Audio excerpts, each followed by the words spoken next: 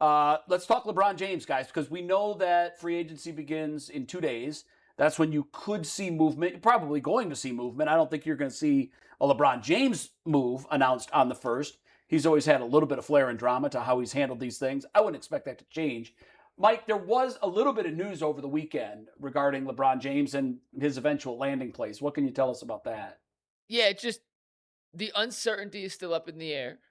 We don't know exactly which way LeBron's leaning, but Jake Fisher, who writes for the Steinline Report, was on Bleacher Report's live free agency preview show this weekend and talked about a bunch of different options for LeBron James. There's a Warriors thought now with Kevin O'Connor reporting that with Draymond declining his option, they are eyeing a LeBron and Anthony Davis to Golden State offseason haul. And Jake Fisher says it for, and it's the SOT, Steve, not the VO. But they were under the assumption that, hey, the Lakers were the favorite. That may not be the case anymore. That's what Jake Fisher had to say. A lot of dialogue back and forth between the Lakers and LeBron. I am not here today to report and tell you and prognosticate potential landing spots that I think are actually in play here.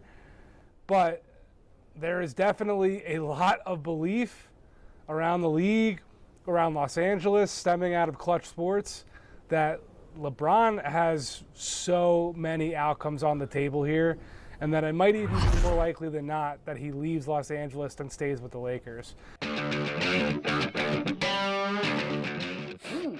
All right. I think the Lakers had kind of widely been regarded as the favorite to retain him. At Golden State, I was always seeing as a second team mentioned, and then Cleveland was third, and then there were others below Cleveland.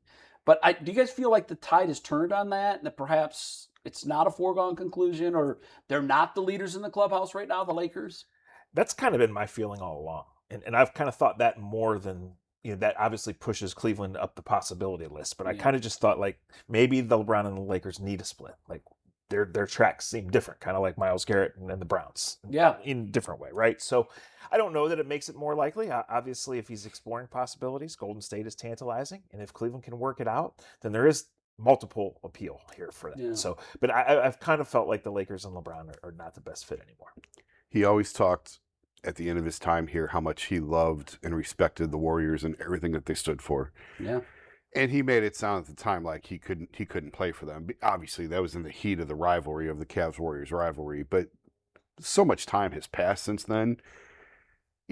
Once he won the championship, I think LeBron sort of operates on his schedule. And people say, you can't go play for the Warriors. Why not? Yeah, he could. Sure, he's LeBron. He can do whatever he wants. Kevin Durant did it. He wanted to go to the Lakers because he wanted to play for one of the most prestigious franchises in the history of the game.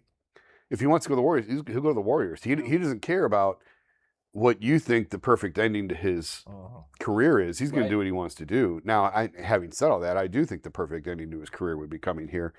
But with Draymond opting out today, it opens up more money for the Warriors to offer him. Right. So I just keep an eye on the Warriors and all of this. You think they're the leader right now? I don't know. I don't know. It is hard to handicap. Yeah. He's being so tight. I thought he would go back to L.A., so I'm not going to just jump every day and say, well, now I think he's going here. Well, now I think he's going here. It's LeBron. You never know. You have to let this thing play out. You guys know him. There was a lot of speculation during the golf reunion trip that nostalgia is going to get a hold of him and nostalgia is going to bring him home. I kind of dismiss that because all the guys on the golf trip aren't coming with him. If he came back, it would be with a completely different cast of characters. Yeah. It's not like he can bring the band back together. He would just be going back to the venue that the band once dominated. Do you think, knowing LeBron the way you do, that there is a page to him that wants that final chapter to be coming home one more time and taking one more run at it? I think there's part of him that pulls on, sure. Yeah, it has to. Now, is that enough overwhelming for him to do it? Not necessarily. You saw the emotion come out of him when they played the highlight video for him, his tribute video when the Lakers were in town, and how emotional he got, because this is the only place that's ever truly loved him throughout his career. He was a mercenary in Miami. LA never embraced him. I think he was really surprised by his reception in LA or the lack of. Yeah, it's been very frosty his whole time there. I mean, Shohei Ohtani plays in LA. Yeah, you know, and frankly, it's not going to be any different if he goes to the Warriors. Warriors fans aren't going to like fall over themselves. It'll always be Steph's team. Yes, that's Steph's city, that's Steph's franchise and organization. And I don't know if this weighs into LeBron's thinking or not. I do know that early in his career, he didn't like to wear the black hat. He wanted to be. He loves to be loved. The white cowboy hat, driving into town and running the bad guys out. I do think there was a time in Miami where he was cosplaying as the bad cowboy. Sure. And he tried to embrace that role and say, I'm the heavy. Bring it. I got it. And it didn't work. That's not him. It was not him. I don't know if this will factor into it or not. I don't know if this is part of his calculus. But if he goes to Golden State, there's something different about that with Cavs fans, I think. Because I think a lot of the Cavs fans I talk to, a lot of them want him back, but there's also a pretty large group of fans that are like, nah, we don't need him. You know, they're still Yeah, they're nuts. I think they're nuts too. Nuts. But I just, if LeBron truly cares what Northeast Ohio thinks of him, because one day it'll be his first statue. You know, this is where he's going to be remembered as a Cavalier more than anything else. And I just think that if he chooses Golden State over the Cavaliers, not that Golden State is this huge rival with the Cavs anymore because they're not, but you're going to go to the team that you beat. I don't think it's going to sit well with another large group of fans. What do you guys think about that? No, I think you make a great point about not only just what happened in Miami, but that was the first time he'd ever been anything other than loved. So I think that's what was so awkward. Now, so much has changed in his life, in the world, in the NBA world. I mean, that was 15, 16 years ago when he first did that, right? So some of that's, but I think what it comes down to, Jay, is where is he in his career? Does he think that he's only playing one more year? Does he think he's playing multiple years? Does he want a victory tour or does he want a title push? Like, we don't know any of that. We can guess. We know him well. We know the whole story, right? But we don't. I think a lot of that comes down to it. I think he would really have to think that Golden State could win a title. And I look at that team, and I think Golden State could lead the league in like injury minutes. I mean, that's an old team. I think this is an easy question, and I think it's one that LeBron will ask. Who's closer to a title? I think it's no doubtedly Cleveland. Oh, for sure. Right now, and especially like close. Construction, bringing in Anthony Davis, Steph at his age. No, it's Cleveland. No doubt. Jay, what do you make of the news we got over the weekend that LeBron has officially joined Akron? Well, Akron's first of all, kudos to Zach, who really broke that story. He told us on Friday that he was hearing whispers and from pretty good folks. And then he texted me yesterday and confirmed it for me. And then boom. Okay, so he is indeed a member at Firestone. Jason had told us in the commercial break that he had told him in January or some time ago that he was going to join. He was bit by the golf bug. Yeah. And we spent the pregame when the Lakers were in town. Joe Vard and I talked to LeBron for probably 15 minutes. Yeah. 13 of the 15 were on golf. Isn't that something? He's just obsessed with it now. And I think Joe flippantly asked him something about, you playing Firestone, you going to join Firestone? And he said, yeah, or something like that. Yeah. So I think it's that. Not a surprise. No, I think it's, he's got a home here. He still comes back here. Sure. I think he can afford it.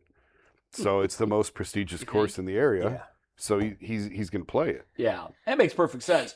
I don't know for any of our viewers out there that have been bitten by the golf bug. I started playing when I was very, very young. And along the way, I pulled friends of mine that were athletic, particularly baseball players, that I thought would love crushing a ball that was stationary for a change instead of trying to hit, wrinkles and fastballs and everything else. And it was fun for me along the way because I knew the personalities of these people and I knew that they had somewhat addictive personalities and I knew that they would love a new challenge like that. And it doesn't surprise me at all that once LeBron was kind of front and center with the sport and he got to experience a little bit, it's like the most powerful drug coursing through your veins, especially for older people that take it up older in life. All they can think about is when's my next tee time? When am I playing again? Yeah. And I kind of think that LeBron is in that space. And it happened to Michael Jordan too. Mm-hmm. Once Michael was exposed to the game, he went all in, and I think that's his passion in life now. Still, yeah. Charles Barkley loves the sport. So I know lots of people in Akron who have crippling addictions. LeBron just happens to be golf Yeah. right now, so it happens. I actually heard a great story. LeBron was at Portage Country Club and hit one a couple fairways over, went over and waved like, I need to go get it, and they realized it was him, and it was a kid about 10 years old. LeBron went right up, grabbed the kid's phone, and took a selfie with him. oh, Hit his love ball that. back into the other fairway and jogged back. So. I love. But he love let, that let- story. let me clarify, Jay. He did join Portage a year ago, Yes. which is closer to his house. It's also in Akron city limits. Sure. Not a big place, prestigious place. Not Firestone, obviously, Not especially Firestone. for national appeal, but Right. locally, it very nice. Fine place. So, course. yes, he has the money. He has the bug. Yeah. This doesn't mean that he's LeBron James. Like, he could get on any course that he wanted to. He doesn't need to join. Yeah, I was having a conversation with someone Friday, and they had said, well, why would he even join? Because the basketball season, for all intents and purposes, it gets going in October. Yeah. And, you're probably not playing much golf in Ohio Mhm. after October anyhow. And when the season starts, and I said, no, I think it's I can't believe it took this long for him to join. Yeah. He's a kid from Akron, and it's a prestigious, nationally renowned course in his backyard. So it does make perfect sense. He has always come back at this time of year. Yeah, he spends time here anyhow. Even when his kids were in high school, based in California, playing AAU ball, they would come back and play at St. V in early July because he wanted to be here. With Savannah's from here, he's Yeah, from here, tell him. obviously. So that doesn't. It does open the door. It's intriguing. Yeah. It's a news item that LeBron James joined Firestone, but it does not mean that he's planning to be here 12 months a year. Yeah, I agree with that. I think it's a breadcrumb. I think, follow it at your own risk. Mhm. It could lead to something. It doesn't necessarily mean that it will. We'll wait and see. I just, I don't know what it is that I keep coming back to. Even when there was a lot of news that he was going to go to Golden State, I just kept saying, I don't know. I'm going to be surprised if he doesn't choose Cleveland, because what little bit of time I've spent around him, I remember when I first met him, he was effusive in praise because I always had his back when Skip was just scaling him on first take. And I thought, that was really telling to me that, he said, thanks for having my back. Not that I need it, but, and he likes Skip. He actually does. And he told me, tell him I said hi. And tell him that, he's my Howard Cosell, which I thought was hilarious. But I think that he's filled with the nostalgia. I do. And that doesn't mean, he's left twice. So it doesn't necessarily mean that he's coming here. I just have a hunch. I have a gut feeling. I could be dead wrong. He could announce in a couple days that he's going to Golden State. But I'm not going to be surprised if he comes home to try to write an unbelievable ending chapter to his already amazing biography.